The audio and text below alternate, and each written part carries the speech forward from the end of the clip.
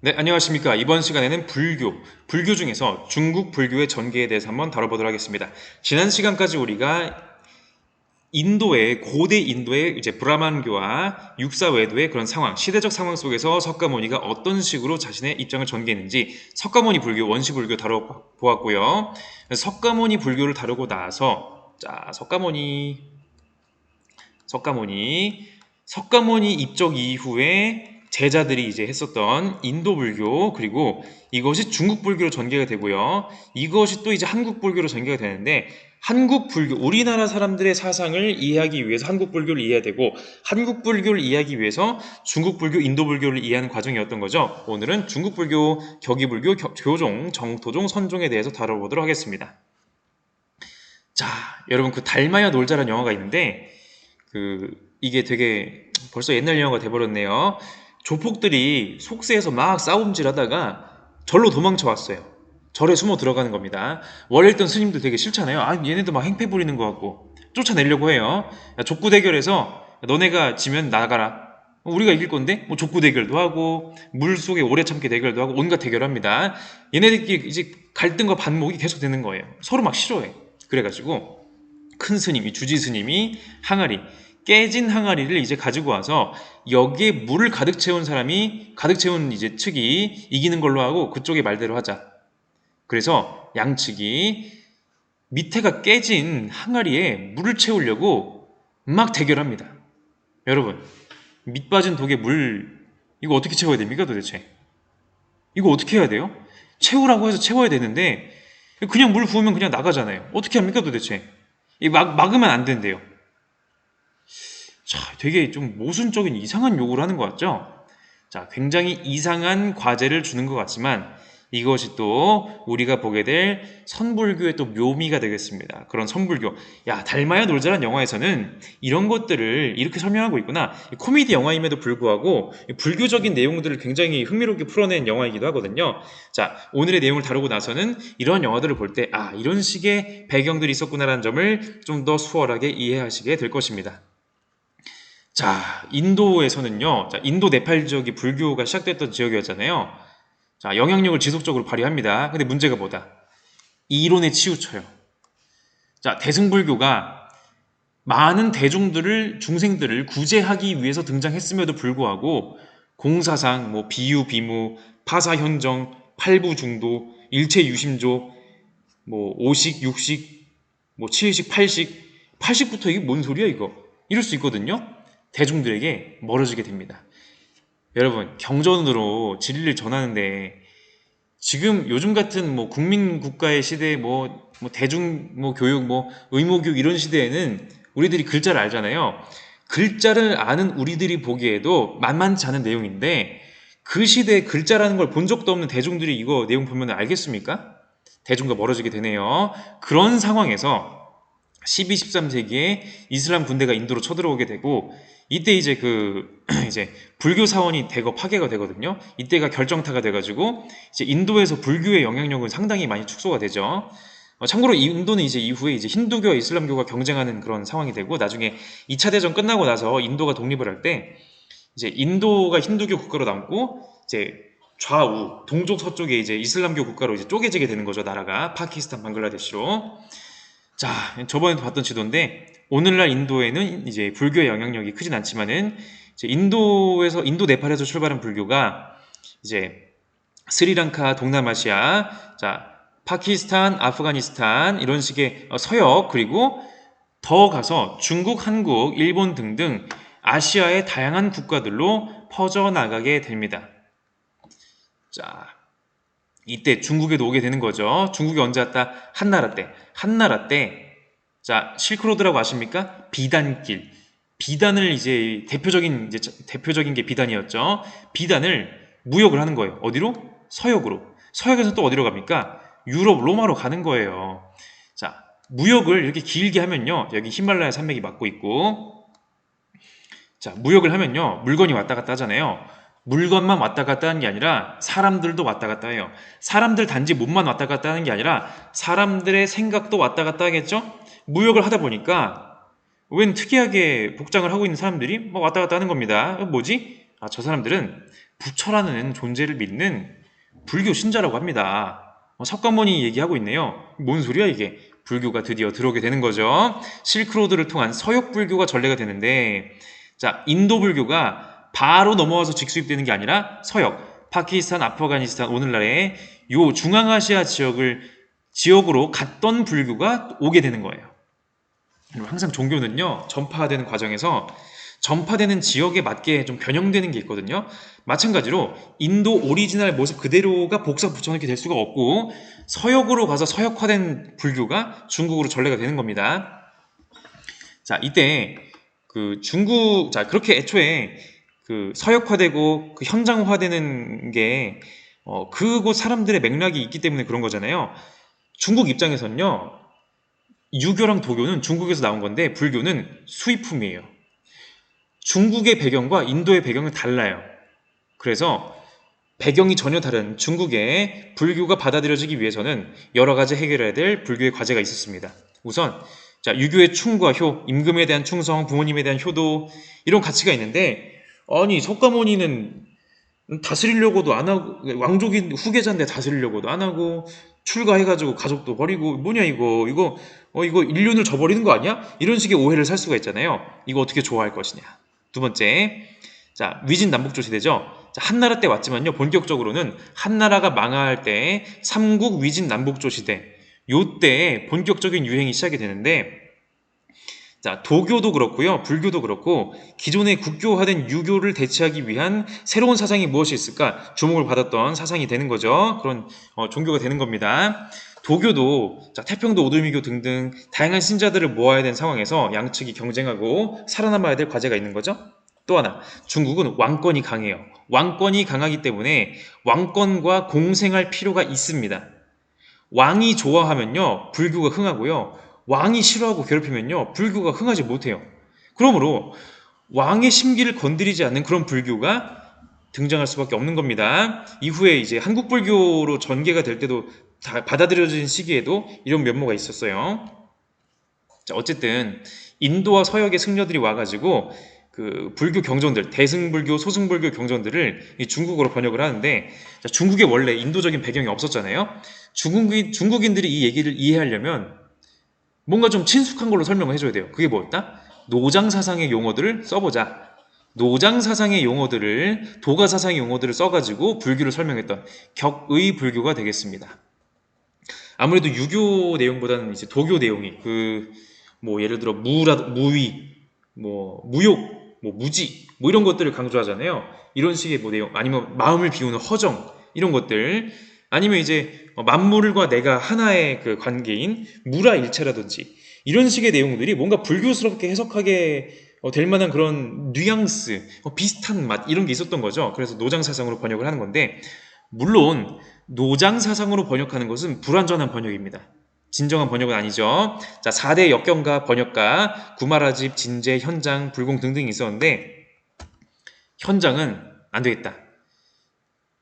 번역된 거 말고 진짜 인도로 가서 오리지널 경전들을 가지고 와서 제대로 한번 번역해보자. 정말로 인도로 가서 인도 전역을 돌면서 불교 경전들을 수집해 옵니다. 서역을 거쳐서 가는 거죠. 이제 당나라 시대의 사람인데, 이때 갔다 온 이야기를 대당서역기라고 해가지고 서역에 갔다 왔다, 이런 이야기를 쓴 거죠. 이때 이제 현장법사, 삼장법사라고도 하거든요. 이 사람의 이야기를 이제 그린 작품이 서유기가 되겠습니다. 삼장법사, 손오공, 저팔계, 사오정, 이런 이야기들, 이게 여기를 배경으로 이제 만들어진 이야기인 거죠. 참고로 이제 당나라, 이건 좀 다른 얘기인데, 당나라 이제 황제 입장에서도 이런 외국을 이제 샅샅이 갔다 온 이런 인재는 되게 흥미로운 존재거든요. 종교의 전파가 단순히 사상적인 전파만이 아니라 이런 좀 정치적인 요소도 없잖아 있었던 거죠. 이제 현장에 하는 이야기를 들어보면서, 야, 저 나라엔 저런 식의 내용들이 있구나, 이런 것들을 또 알게 되는 거죠. 자, 해초의 왕호 청축국전, 왕, 갔다, 오, 5개의 천축국, 인도의 5나라, 주요 5나라를 가면서 이제 또 불교 내용들을 수입해오는 바로 해초의 이야기가 되겠습니다. 이런 식으로 직접 인도에 가서 자료들을 가지고 오는 이런 식의 불교적인 열정이 상당했다는 걸 알 수가 있죠. 자, 이런 식으로 자, 인도에서 직접 가지고 오는 더 이상 격이불교만 가지고는 안 된다. 진짜 제대로 번역하자. 근데 문제는 뭐예요? 중국의 곳곳에서 사람들이 저마다 번역을 합니다. 예를 들어 똑같은 아함경이라 할지라도, 똑같은 금강경이라 할지라도, 똑같은 반야심경이라 할지라도 번역하는 곳마다 그 번역한 그 결과가 달라. 생각하는 게 다르니까요. 번역한 내용이 좀 다르고 교리상의 차이가 발생해요. 아니, 똑같은 석가모니 진리인데 이거 다르게 해석해서 되겠냐. 정리해야겠다. 교상판석이라고 합니다. 교판이라고 하는 거죠.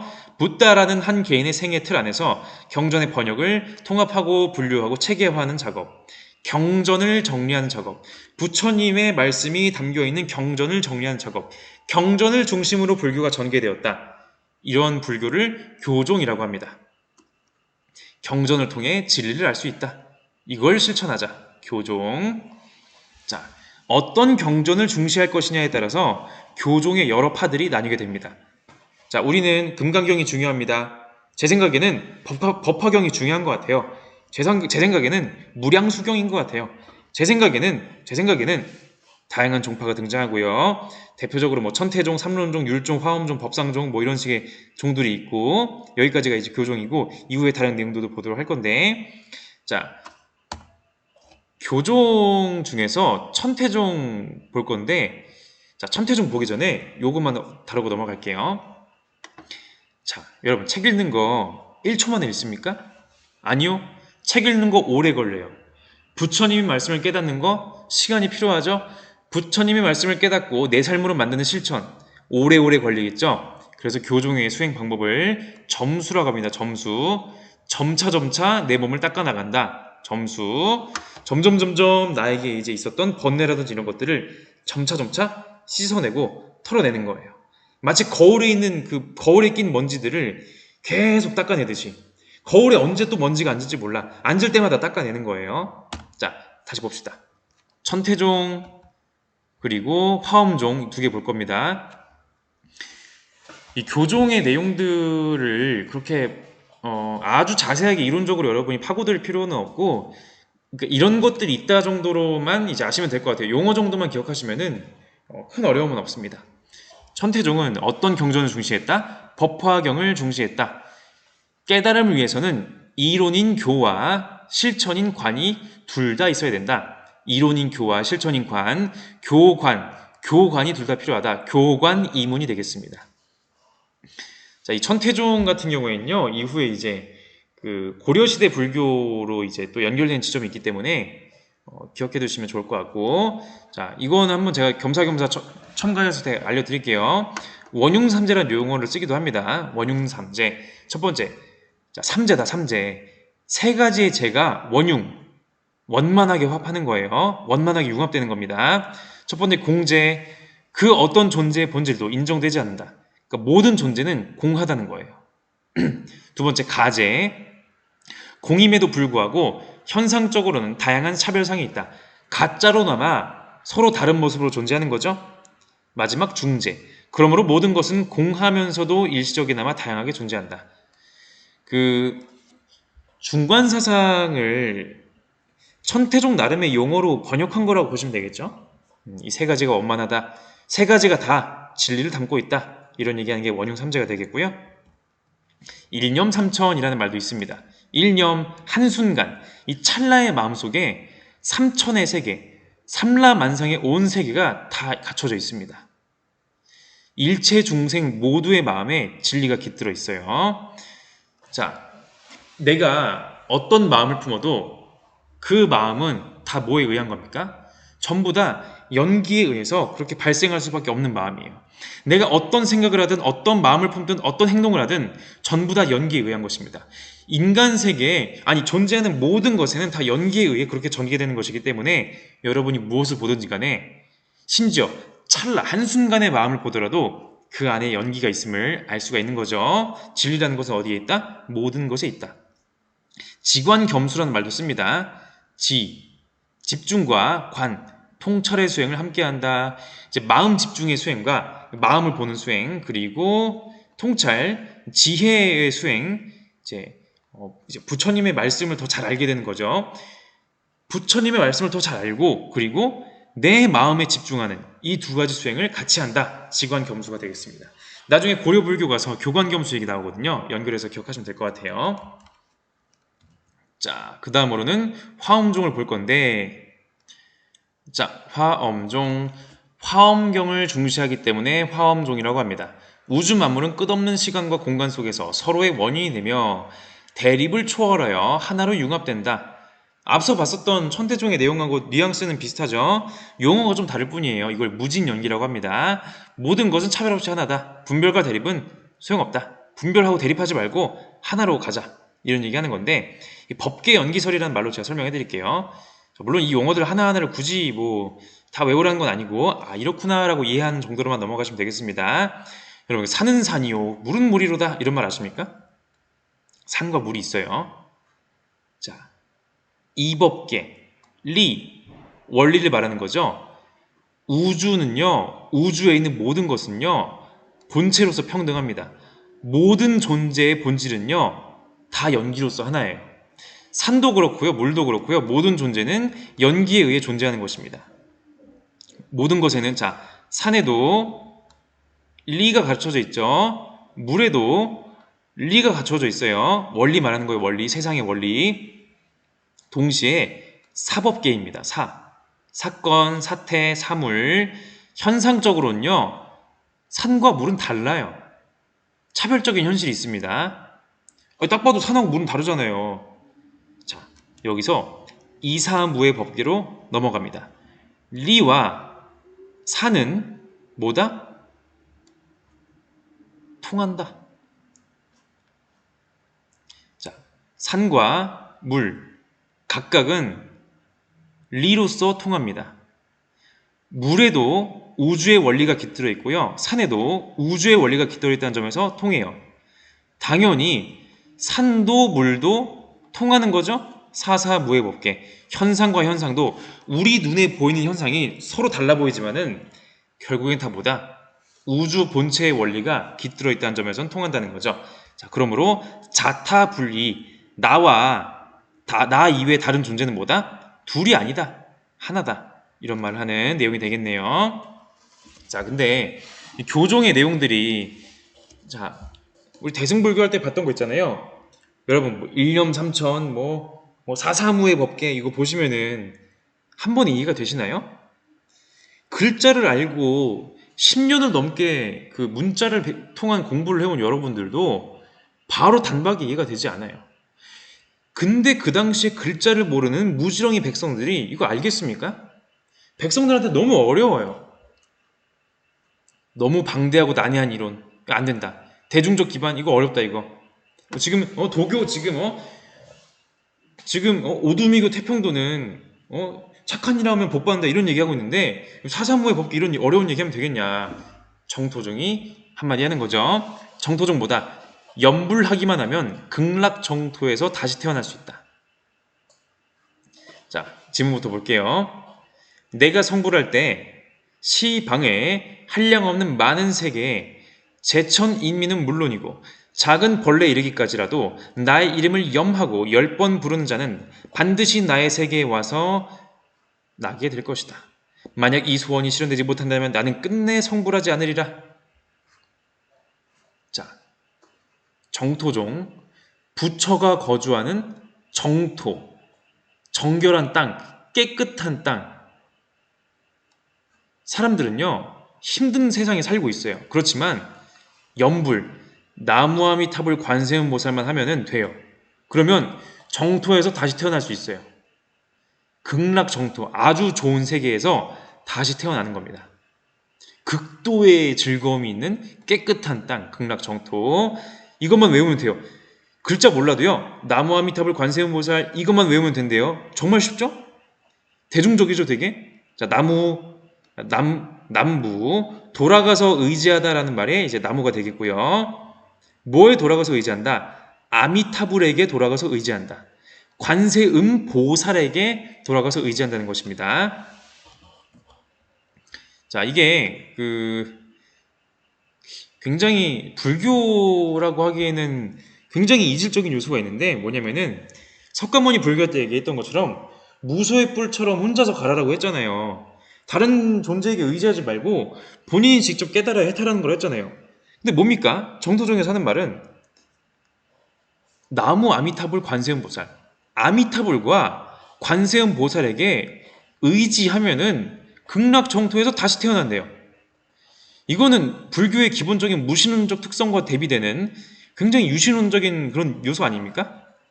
자, 근데 이런 이야기를 했던 데에는 이유가 있습니다.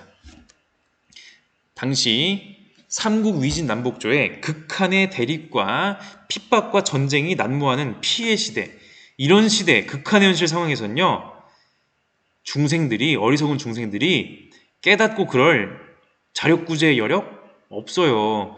현실을 봐야죠. 지금 죽네 마네, 지금 배고파 죽겠네 말겠네, 전쟁 나가서 막 남편이 죽고 막 이런 얘기하고 있는데, 자, 지금 사는 땅은 예토예요, 예토.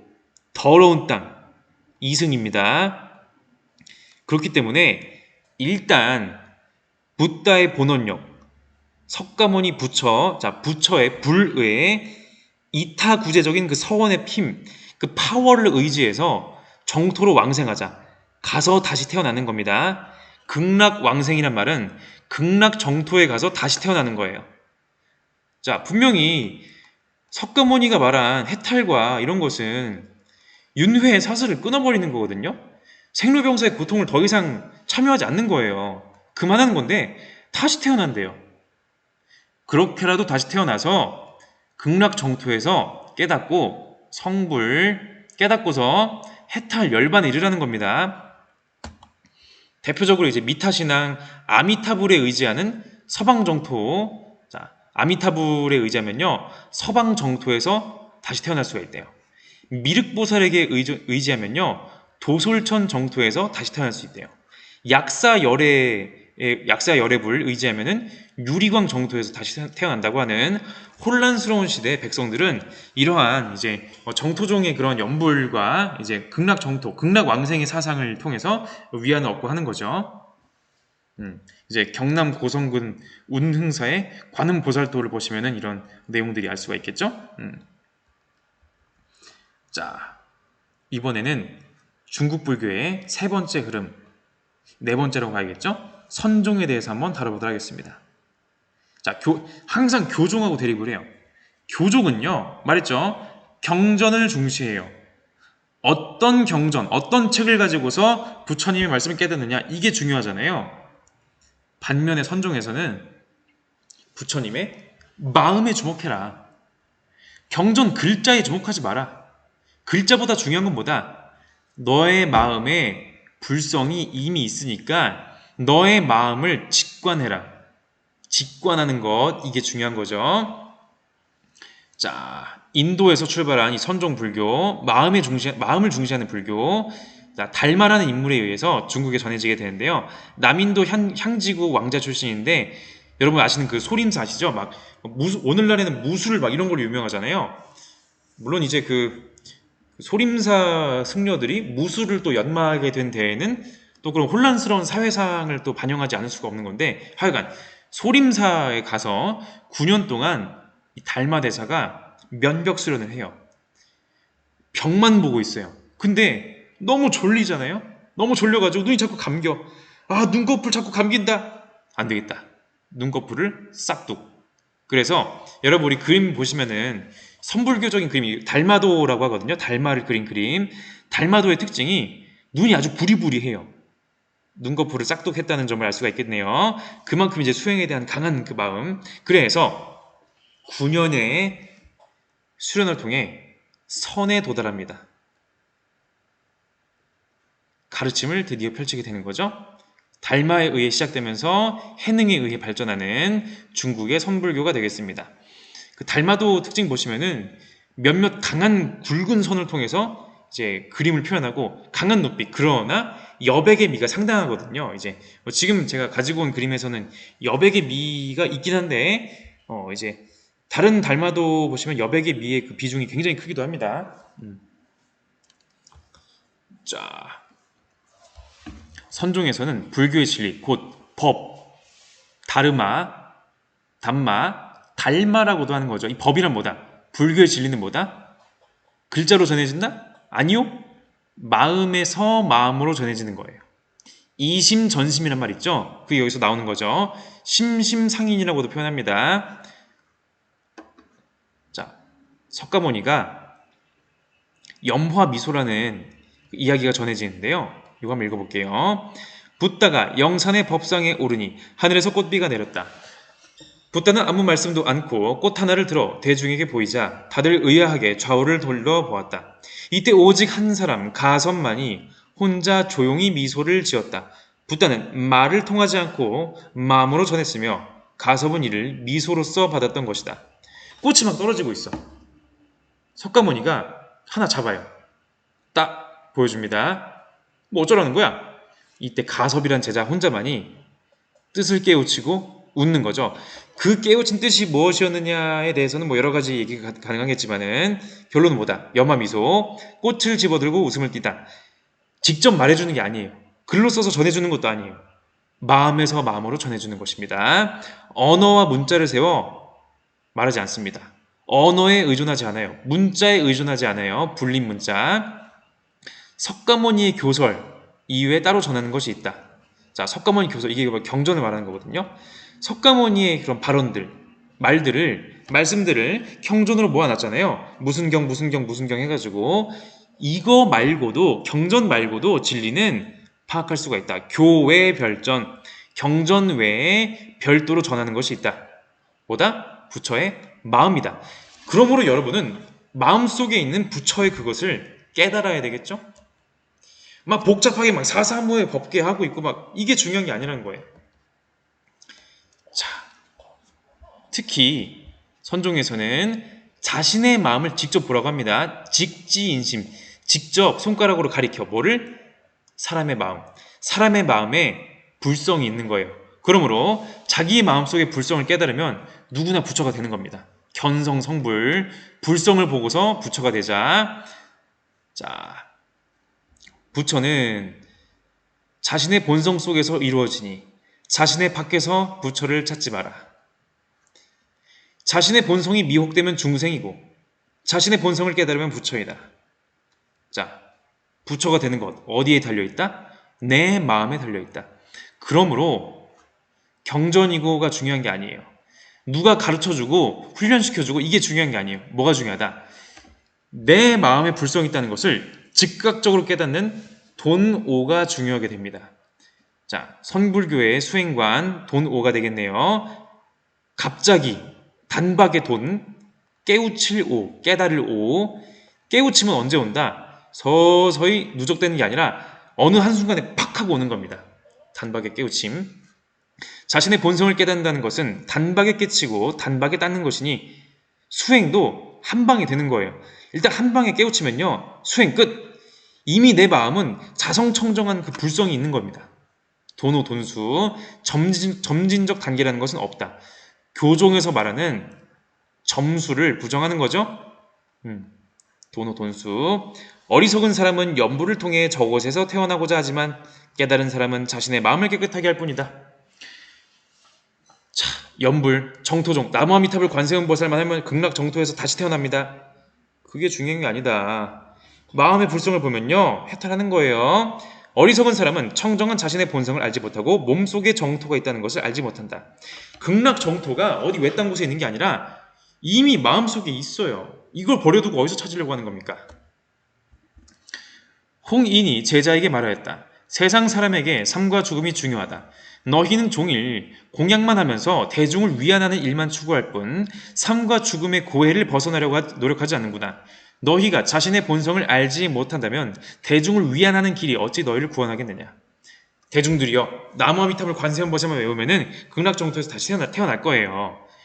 대중들에게 위로는 될지언정 그게 진짜 진리의 길은 아니다. 생로병사의 윤회에서 빠져나가야지 언제까지 극락정토에서 태어나는 것만 바랄 것이냐, 이런 얘기하는 거죠. 완전한 깨달음의 지혜는 세상 사람이 본래 가지고 있는데 대상을 향하는 마음에 미혹되어 스스로 깨달을 수 없으니 반드시 훌륭한 스승에게서 도와 본성에 대한 깨우침을 받아야만 한다. 불성 어디에 있다? 이미 마음속에 있어요. 그걸 깨닫는 게 중요해요. 스승이 깨닫도록 도와줄 수가 있겠네요. 그죠? 자, 이거를 이제 다른 용어로 정해불이라고도 하는데, 선정과 지혜는 둘이 아니다. 선정, 마음 수행과 지혜, 내가 지적으로 아는 거, 석가모니의 진리를 깨닫는 것, 이것은 둘이 아니다. 선정이란 무엇인가? 밖으로 드러난 형상에 집착하지 않는 것이 선이요. 안으로 마음이 어지럽지 않은 것이 정이다. 밖으로 드러난 형상에 집착하면 안으로 마음이 어지러워지고 밖에 드러난 모습에 집착하지 않으면 안에 있는 마음이 어지러워지지 않는다. 본디 성품은 그 자체가 맑고 고요하고 그 자체가 바르게 되어 있으나 형상만 보고 생각하기 때문에 눈에 보이는 거에만 집착하니까 마음이 어지러워진다. 형상을 보되 마음이 어지럽지 않은 것, 이것이 참된 선정이다. 온갖 변화하는 세상 물들을 보면서도 내 마음은 불성을 유지하는 거예요. 진정 올바른 반야를 일으켜 지혜를 일으켜 살펴보면 찰나간의 잘못된 생각은 모조리 사라지며 자신의 내면에 있는 본성을 인식하여 한 번 깨달으면 곧장 부처의 경지에 이른다. 일단 깨달으면요, 돈 오하면요, 막 계단 올라가고 막 그 점차적인 수행, 아니요, 이미 부처의 경지 된 거예요. 도노 돈수 끝났습니다 벌써. 자, 도노 돈수가 되겠죠. 자, 제자 회양이 도일에게 다가와 물었다. 자네는 무엇 때문에 앉아서 명상을 하는가? 도일이 대답하였다. 부처가 되기 위해서지요. 조금 후 회양이 벽돌 한 장을 가져와 집 앞 돌 위에 놓고 갈기 시작했다. 도일이 물었다. 무엇 때문에 벽돌을 가시는지요? 회양이 대답하였다. 갈아서 거울을 만들려고. 도일이 깜짝 놀라 물었다. 벽돌을 갈아 어떻게 거울을 만든단 말입니까? 회양이 그 틈을 타 반문하였다. 벽돌을 갈아 거울을 만들 수 없는데 명상으로 어떻게 부처가 된다는 말이냐. 점수, 점차적인 수행한다고 해서 부처 되는 거 아니다. 도노 돈수에서 단박에 내 마음을, 이 마음의 불성을 바로 보는 게 중요하다. 이런 얘기하는 거죠. 점수를 부정하는. 자, 이러한 불성에 대한 직관을 중시하는 그런 수행의 방법으로서, 자, 도노 얘기했었죠. 마음을 한 곳에 모아 고요한 경지에 들어가는 선을 강조했습니다. 여러분, 흔히 불교하면 떠오르는 그 이미지 있잖아요. 막 그 산속에서 이제 가부좌를 틀고서 이제 고요하게 눈 감고서 이제 명상을 하면서 이제 진리를 깨닫고자 하는, 막 달마 대사가 있었던 막 몇 년 동안의 면벽 수련, 아니면은 깊은 곳에 들어가 가지고 이제 바깥으로 나오지 않는 수련, 막 이런 거 있잖아요. 이런 걸 바로 선이라고 합니다. 좌선, 앉아서 선을 한다는 거죠. 자, 이때 그 선을 하면서 그냥 눈 감고 자는 거 아닙니다. 화두를 통해서 마음의 실상을 깨달으려고 해요. 화두가 뭐다? 말머리다. 불교에서 수행자가 깨달음을 얻기 위해 참선하며 해결해야 할 과제. 그러니까 선불교 특유의 간결하고 역설적인 문구가 있거든요. 그 문구를 스승이 딱 던져줘요. 뭐다? 라고 던져줘요. 그러면은 저 말이 도대체 무슨 뜻이지? 이걸 끊임없이 집중해서 깨닫는 겁니다. 내 마음에 불성이 있었음을, 세상의 모든 것은 다름이 아니었음을, 이걸 깨닫는 거죠. 이 화두라는 것에 몰입하는, 이 역설적인 문구에 몰입하는 수행, 바로 간화선이라고 합니다. 엄양존자가 조주 스님에게 물었다. 한 물건도 가져오지 않았을 땐 어찌합니까? 놓아버리게. 한 물건도 가져오지 않았는데 저더러 무엇을 놓아버리라 하십니까? 보아하니 놓아버리지 않았군. 그는 즉시 깨달았다. 자, 엄양존자가 스님에게 가서 물어보는 거죠. 저 아무것도 안 가지고 왔는데요. 저는 속세의 모든 것을 놓고 왔습니다. 저 마음 다 비우고 왔어요. 지금 청정한 마음으로 왔습니다. 놔버리세요. 저 놔버렸다니까요. 놔버렸다는데 왜 그러세요? 아직 놓지 않은 게 있다. 내 마음을 비웠다고 하는 그 마음마저도 내려놓으라는 겁니다. 야, 나는 마음을 비웠으니까 이제 부처가 돼야지. 마음을 비웠다고 하는 그 마음 자체가 이미 집착이란 거예요. 그것조차도 내려놓을 때 그것이야말로 진정한 내려놓음이다라고 하는 굉장히 역설적인 그런 진리의 표현이 되겠죠. 아까 봤었던 달마야 놀자. 자, 물을 채우세요. 온갖 물을 채워도 소용이 없습니다. 마지막에 이 조폭들이 연못가, 이 연못이야, 뭐 강이야, 뭐 개천이야, 하여간 가가지고 아예 밑 빠진 독을 빠뜨려가지고 물을 철철 넘치게 해요. 역설적인 진리는 이런 것에 있구나. 항아리 속에 물을 넣으려고 하는 게 아니라 항아리를 물에 넣음으로써 오히려 항아리가 가득 차게 되는 겁니다. 나중에 이 조폭 중에 이제 우두머리급 이 친구가 아니 스님 되게 잘해주시는 건 좋은데 저희들한테 너무 잘해주시는 거 아닌가요? 내가 뭘 잘해줬다 그래? 아 그래도 뭔가 이유가 있지 않습니까? 뭐 착하게 살아라고 뭐 그런 의미에서 말하신 거 아닌가요? 너는 그때 항아리 왜 던졌니? 그냥 던졌는데요? 나도 내 마음에 너희들을 내 마음으로 던진 것이다. 이런 식으로 얘기하는 굉장히 선불교적인 그런 화법들이 되게 많이 나오죠, 이 영화에서. 자, 해능의 가르침. 해능은 15년 동안 저잣거리를 떠돌았는데 하루는 한 무리의 승려들이 입씨름을 하고 있는 것을 보았다. 어떤 승려들은 바람이 깃발을 펄럭이는 것이니 실은 바람이 펄럭이는 것이라고 주장하고 있었고 또 다른 승려들은 그저 깃발이 펄럭이는 것이라고 주장하였다.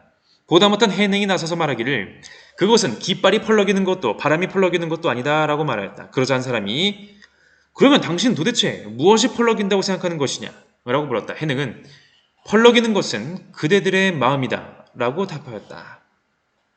자, 결국에 마음의 불성이 있음을 보라는 것, 즉 중요한 건 뭐다? 외부 사물이 어떻고 말고를 보는 게 중요한 게 아니라 내 마음을 직관하는 게 중요하다는 얘기를 계속해주고 있는 거죠. 또 어느 날에는 여승 무진장이 해능에게 경전을 여러 해 보았으나 아직도 모르겠다며 가르침을 청하였다. 그러자 해능은 나는 글을 모른다. 그대가 경문을 소리내어 읽으면 내가 혹시 그 가운데의 진리를 알 수도 있다라고 말하였다. 무진장이 다시 글도 모르면서 어찌 그 가운데 진리를 알 수 있느냐 묻자 해능이 답하였다. 진리는 문자와 무관한 것이다. 진리는 마치 하늘에 떠있는 달과 같다. 문자는 달을 가리키는 손가락일 뿐이다. 손가락이 달을 가리키는 것이지 달 자체는 아니다. 달을 보기 위해 반드시 손가락을 거칠 필요는 없지 않겠느냐? 자, 달이 진리라고 쳐봅시다. 손가락은 뭐예요? 손가락은 문자죠, 문자? 문자 경전. 경전과 문자는요, 석가모니의 진리에 가기 위한 수단일 뿐이에요. 근데 사람들은 경전에 집착을 해요. 경전이면 된대요. 이것 또한 고통으로 가는 길 아닙니까? 아니, 달을 봐야지 왜 손가락을 보세요? 라고 말하는 부분이 되겠네요. 자, 교종의 점수와 선종의 도노돈수 이거 이제 이 서로 다른 부분 요거 꼭 기억해 두시고요. 자, 신수가 말했죠. 몸은 깨달음의 나무이고 마음은 밝게 비추는 거울입니다. 때때로 부지런히 털고 닦아서 티끌이 끼지 않도록 해야 됩니다. 점차적인 수행, 꾸준한 수행, 점수를 강조하는 교종의 모습. 그리고 깨달으면 본래 나무가 없고 밝게 비추는 거울에는 받침대가 없습니다. 불성은 늘 맑고 고요하니 그 어디에 티끌이 끼겠습니까? 한 번 깨달았으면 됐다. 돈수를 강조하는 선종이 되겠네요. 자, 이 대립구도 기억해 두시고요. 이 대립구도가 이후에 한국 불교에서도 전개가 될 건데 그 내용들은 한국 불교 내용들은 다음 시간부터 보면 되겠네요. 자, 기본적으로 불교는요. 삶과 죽음에 대한 인식을 변화시키고 그러니까 삶이란 뭐다? 죽음은 무엇이다? 연기에 의해서 돌고 도는 것이다.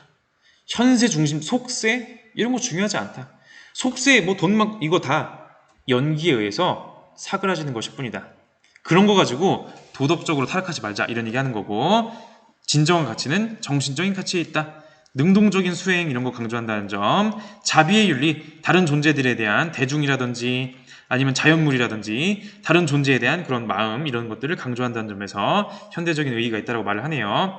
특히 이제 자연 관련해서는 환경윤리 얘기할 때 기존의 서구적인 자연관이 자연환경을 많이 파괴해왔고 그 대안으로서 도교라든지 불교 같은 것들이 이제 주목을 많이 받거든요. 그런 점 기억해 두시면 좋을 것 같고요.